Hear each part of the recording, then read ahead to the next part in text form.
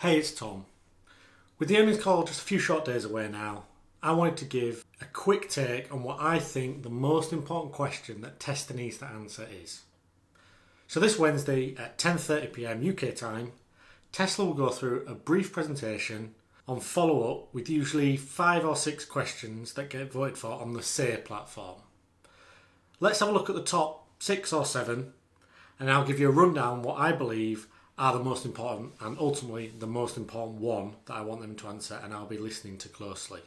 The first one I want to touch on is the stock split question. This is asked a few times. It's a bit of a waste of time and a wasted question really for Elon and the Tesla management team to answer. It has absolutely no value to proper investors and they don't really answer what's going on with inside the business. A stock split has zero effect on how the business performs. It merely makes it psychologically easier for small retail investors to buy stocks. But in this day and age, people have the ability to buy fractional shares, so 0.1 of a share, for example, instead of a full one, if you don't have the funds for a full one when you go to buy shares. It does give the benefit of showing that management, though, has a positive view on the business in the near term and short term. In summary though, this is not a question that I want being asked or answered Wednesday night, I'm afraid. It may well get asked and Elon's just going to bat it away, I think. Next up, the question around customer service and making sure it grows in line with the growth of actual sales and deliveries of cars. This is an important question, it really is.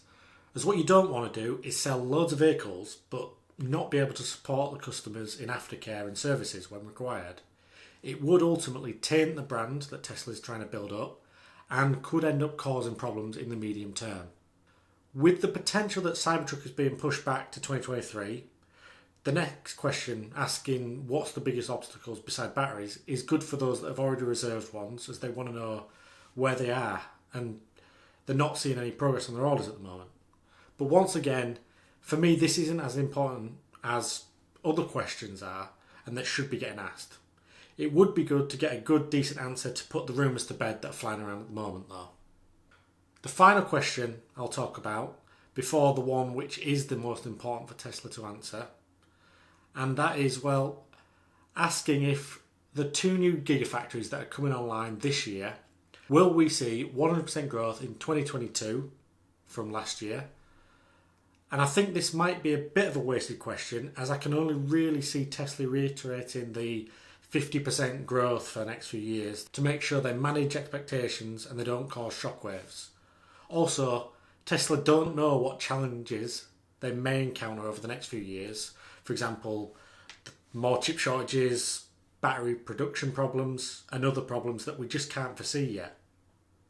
So, the most important question which we should all be focused on and also when Tesla provide the answer for it is, as free cash flow grows well in excess of capital expenditures, what will you do with the pile of cash? First point.